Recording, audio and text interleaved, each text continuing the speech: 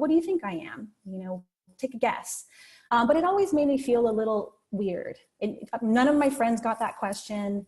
And it just made me feel a little bit uncomfortable. And then I started to learn a little bit about microaggressions, and I started to understand why that made me feel a little bit uncomfortable. So I wanted to share, if you're unfamiliar with what microaggressions are, or maybe you heard the term microaggressions, but you haven't really read too much about it or delved too much into it, that's what we're going to do today in this presentation. Let's see here. Okay, so first, real quickly, I just want to talk about our session objectives. First of all, microaggressions can cover, you know, different marginalized groups. There are microaggressions, gender microaggressions. There are abled and and disabled bodied microaggressions. There are racial microaggressions, and that's what we're going to focus on today is microaggressions from the point of view of a person of color. And I also was thinking originally that I wanted to design this presentation and thinking about what microaggressions might look like from the point of view of online students. But then I started to think more about it, and I decided, you know, it's probably better for all of us to really get a better sense of what microaggressions, racial microaggressions look like in just everyday general life. And I think if we have a better understanding of what they look like in everyday general life, then we can do a better job of seeing what they look like in the online classroom. So it's probably better to start off in more of a broad awareness, and then to take that awareness into our classroom or into our day-to-day job, because I know that there are some people out there who maybe don't work in the classroom setting. They're not maybe faculty, maybe your staff, but you can still think about microaggressions from that perspective. So first, we're going to define the term very quickly. We're going to look at the different types, as well as examine some of the underlying messages these microaggressions communicate to individuals of color. And then we're going to reflect on our own interactions with microaggressions. So first of all, let's talk a little bit about what they are. So Daryl Wing Su, who has done a significant amount of research on microaggressions, defines microaggressions as the following: brief and commonplace daily verbal, behavioral, or environmental indignities, whether intentional or unintentional. I think that's a big key right there, whether intentional or unintentional, that communicate hostile, derogatory, or negative racial slights and insults to the target person or group. So microaggressions, they can be pervasive, they're normal, they're daily occurrences, right? They could be overt, or they could be subtle. They're put downs, they're snubs, they're potential dismissive looks or slights. They could be verbal and nonverbal, as Daryl Wing Su mentions here. And by the way, also, I've got my chat window open, so if you do have comments throughout, you have questions throughout, please feel free to participate. I will do my best to take a look as well. So right here we have 3 different categories of microaggressions. The first one, microassaults, they're often conscious. This is probably the closest to what we would think of as just typical racial comments or gestures or interactions. Micro insults and micro invalidations are both often a little bit more subtle. Sometimes they're conscious, sometimes they're unconscious. Micro insults are more behavioral, verbal remarks or comments. And then micro insults are tend to exclude or negate individuals' thoughts, feelings, or experiences. By labeling the different types of microaggressions, it tends to be easier to talk about what's occurring. And that's one of the reasons why I wanted to do this presentation. Because if we have a better understanding and better awareness of these types of comments or interactions, we can do a better job of either reflecting on what we're doing or what other individuals are doing, or if we are the person who it's happening towards, we have a better sense of kind of that empowerment. So just like once I started to realize or started to understand and read about microaggressions, I started to feel, hey, I understand now why I feel that kind of weirdness when somebody just walks up to me and says, what are you? Like, usually the head turn, what are you? And other individuals have said that they've felt that sense of relief when they've been able to name, they've been able to pinpoint, this is a microaggression. Before, it was just this kind of nebulous feeling. Now they have this understanding, okay, that was a microaggression. And having that label can help us be more, like I said, actively aware of when we're microaggressing other individuals or when we are being microaggressed. So let's talk about different types of microaggressions. We're going to talk about 9 different types. So the first one is alien in one's own land. So this, as Daryl Wing-Sue describes, is when a person of color is assumed to be foreign born. So for instance, asking an individual, maybe an Asian American man, and asking him, where are you from, right? Assuming he might be from somewhere in Asia and not realizing maybe he was born in Pennsylvania. Or maybe commenting to somebody who is a person of color and saying, you speak really good English. I have a friend who said that she was once shown like a Japanese character. My friend is Korean American, never lived in Korea. She was shown a Japanese American character and the person asked her, can you read this for me? So there's a couple things going on there, right? Is, first, assuming that all Asian or Asian Americans can read Japanese characters, or this assumption that maybe all of these Asian looking characters are all one language. And then also assuming that because she looks Asian American or she looks Asian, she could read this language. So the underlying message there that is being communicated is you're not American, or maybe you're not as American as I am. The next one is the ascription of intelligence. If you participated in the Black Minds Matter conversation last night, Dr. Wood talked quite a bit about, that was actually a theme of last night's talk, was ascription of intelligence. When Daryl Wing-Sue talks about this as being assigning intelligence to a person of race or color based on their, assigning intelligence to a person of color based on their race. So walking up to maybe a Latino man and saying, oh, you're so articulate.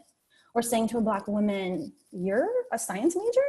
Or even something that seems completely benign, and maybe it seems like it's a good thing by asking somebody or assuming somebody is good at math, assuming this Asian American can help you with your math.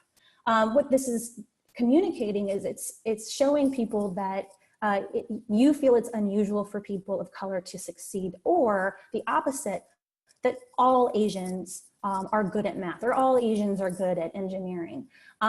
There's those stereotypes as well, right? This ascription of intelligence. The next one is colorblindness. This one is really interesting. This is the type of microaggression that most people have the hardest time with. Many people try to express their view that all people should be treated the same or equally, and they approach it from this lens of colorblindness. They might say stuff like, there's only one race, it's the human race, or America is a melting pot, or when I look at people, I don't see color. But what they're communicating then is, that they don't see those individuals. They don't see that race and culture are important to those individuals, right? So they're telling them, well, those variables aren't really, they don't affect your life, because you're just like me in absolutely every way. And that's not necessarily true, right? We're ignoring what can make a person so unique, and their culture and their background, and maybe shape their perspectives. I found this really interesting quote in the book, Building on Resilience. Richard Milner says, we argue that to assume colorblindness not only limits teachers' ability to connect with their students, but also camouflages their own biases toward and against students of color. So it's really important to be able to recognize and respect those aspects of our students as well. Another type of microaggression is assumption of criminal status. So Daryl Wing-Sue talks about this as a person of color is presumed to be dangerous, criminal, or deviant based on their race, right? So assuming a Latino male cheated just because he got a good grade, right? Maybe this is a pretty typical one, a shopkeeper following a Black man or a Black person around the store until they leave the store. So of course, the message to this is people of color are just up to no good, right? That's the underlying message. The next one is denial of individual racism. So when individuals deny their racial bias. So this is typically, of course, the person in a dominant race denying their racial bias. For instance, you know, I can't be racist. My good friend, my best friend is Black. Somebody who is part of the LGBTQ community saying to a person of color, well, I know what you're going through. And that one I think is interesting. You know, sometimes you'll hear women say, oh, I understand what you know, the Black man is going through, or you'll hear somebody who is from a different marginalized group say that kind of comment. And while those individuals do have their own, like I said before, their own microaggressions, as well as their own challenges, it's very difficult to have that false dichotomy. We shouldn't be doing that. We don't want to engage in making equivalences in those challenges. Each group of individual has their own unique experiences. And sometimes it's even across races, right? Oh, well, as a, you know, Latina woman, I understand what the, you know, Black woman is going through. And those are very different, again, very different experiences. Perhaps a perpetrator telling a victim of a microaggression they're being too sensitive, or that wasn't my intent. And we'll talk a little bit about intent a little bit later. I'm keeping an eye on the time here. We'll talk a little bit about intent as well, but that is also still denial of individual racism. So if you're brushing off a comment that you have mentioned to somebody else, and that person, it hurt that person, and just brushing off saying, that wasn't really what I meant, or you're being too sensitive, then that is in and of itself a microaggression. Myth of meritocracy. This is, I think, a really important one for us who work in higher education. So the myth of meritocracy is the assertion that race does not play a role in life successes. So for instance, some of the comments might be, everyone can succeed in this society if they work hard enough, or students who work the hardest get the best grades. But see, the problem with this is we're assuming there's a level playing field, and we're not recognizing the unique challenges in the history that people of color have faced. So for instance, things like access to education, access to housing, even food or clean water. And then I think about Puerto Rico when I'm thinking about that. Opportunities to build wealth. I have a note over here on the side saying, I actually just heard a statistic a couple days ago, and I had to write this down.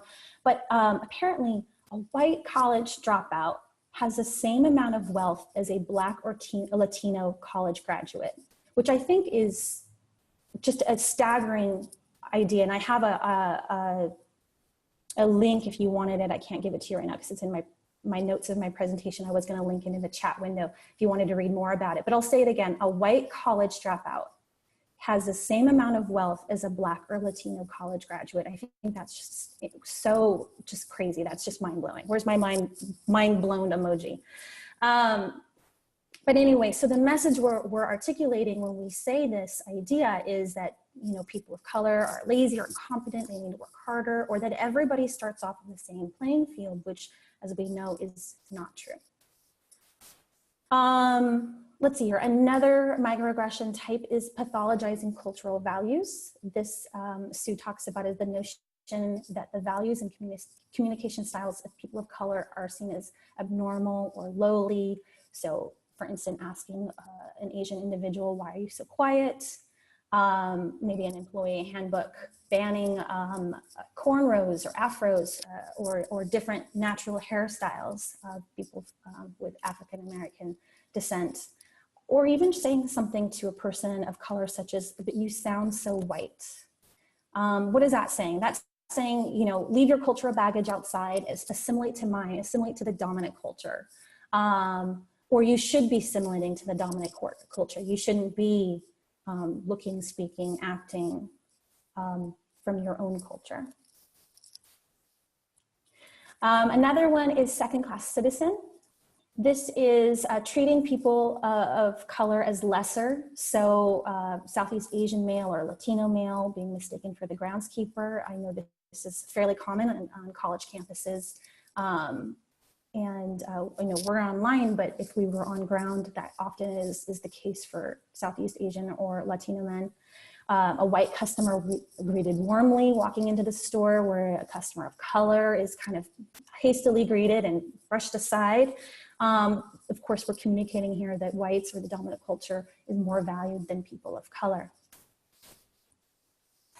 I believe this is the last of the types that I have listed here. So invisibility, this is described as being the omission or lack of presence of people of color in real and symbolic locales.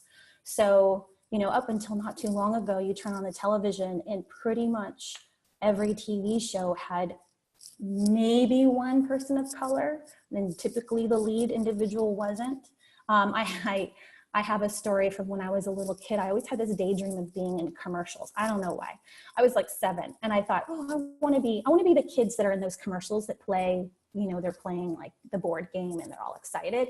And then I remembered one day I actually told my mom that, and she said, oh, well, you never know. And I said, no, I can't. And she said, why? And I said, because, and I realized that the parents in those commercials didn't look like me. They were always white parents. And so there were never parents of color or mixed race. And so I realized, well, they always have white parents. So white parents can't have children that look like me. So I retired my commercial dream, I guess. So anyway, calling one person of color by another person of color, some of my Black male friends say this happens to them all the time.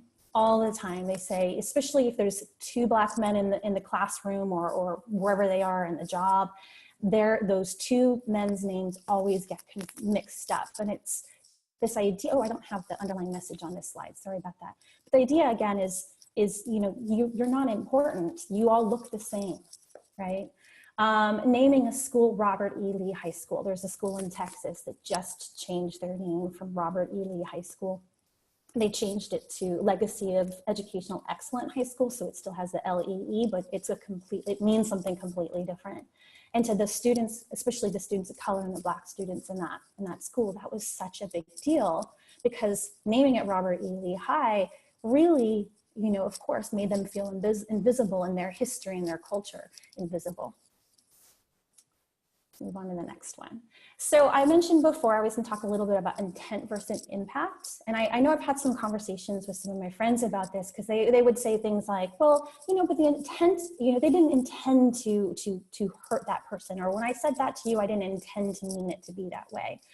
So what I was trying to say was, when we're speaking to an individual, we're speaking with our own history and identity, right? So what we mean ends up becoming interpreted in a very different way, because they're going to be decoding our message based off their own history and identity. And so Gloria Ladson-Billings, who does a lot of research on critical race theory as well as microaggressions, she talks about how this is essentially like death by 1,000 paper cuts. And they've done research, and the psychological effects of these overt microaggressions can be more damaging than actual explicit acts of racism, because they are those death by 1,000 paper cuts. And you think about it, you get 1 or 2 a day, it's kind of a nuisance, but then when they're piled on top of each other, they can be very frustrating and really demeaning and demoralizing. So what I wanted to talk about real quickly too is, what do we do, if we are the target of a microaggression? First of all, what I have on the right-hand side is typically our first reaction, right? Like, did that person just say that? Did you really just say that? And if you're the target of a microaggression, the first thing is to consider the context. The context might be a couple of different things. It might be, if you're in a work setting, you might have to think to yourself, well, do I really want to get into this with this person right now? How might this affect the space we're in? You may want it just to table it in your mind and move on, and then later bringing it up when you're in a safe environment. The second is, of course, taking care of yourself. It can be very difficult if you're the target of a microaggression. You can feel like you're alone. It can feel very lonely, and it can feel very almost as though the person just kind of stripped away some of your identity. And so taking care of yourself, reminding yourself you haven't gone crazy, you did experience a microaggression, and then again, handling it if you feel it's a necessary time or an important time to handle it, and then making sure that you have a support system around you. So this is one reason why it's so important that individuals of color have people who have similar experiences as they do to speak with and to help be part of their community. And then the last one I thought was really interesting. This is one I saw in an article. It says, don't be fooled by perceived opportunities. Sometimes individuals of color or individuals of marginalized groups, if they're in a space where they're the only one or one of very few people who are part of that community, sometimes they're brought into to opportunities to speak on behalf. And sometimes that can be really great because you're thinking, oh, I'm giving a voice to this community. But other times it can be, again, it turns itself into a microaggression. You look around and say, why am I always the person who's called on for this? Is it because I'm the only one who represents this point of view? And that can be, again, demoralizing in that instance. I think I have another minute or two. So if you're a bystander, be an ally and then speak for yourself. So don't say, oh, what you did to this other person. So remember, you're speaking for yourself, not the other person. So when you did that, this is what I saw and this is what I felt. And then again, if you're a microaggressor, try not to be defensive. Take a moment to pause and say, wait a minute, what did I just say? And own it, acknowledge it. And acknowledge that you have hurt the other person and apologize, and then reflect on it. Reflect on the origins of the microaggression. Maybe it's a stereotype it came from, the microaggression came from. Perhaps it's you were tired and you just blurted something out. But if you just blurted something out, then there's still something kind of more deep rooted. And so that's really, really important to take that time to reflect. So real quick, a couple of additional resources. A lot of this presentation came from this, or these are some great articles to read that if you want to know a little bit more about microaggressions. And I wanted to share this screen with you if you wanted to see all the different, the 9 different types that Daryl Bling-Sue talks about. And I apologize too, again, about the technical difficulties that kind of made it so that it was difficult for me to look at any chat. But if you do have any questions, please let me know. You can always email me. My email address is there at the bottom, deborah.hailwood@ashford.edu.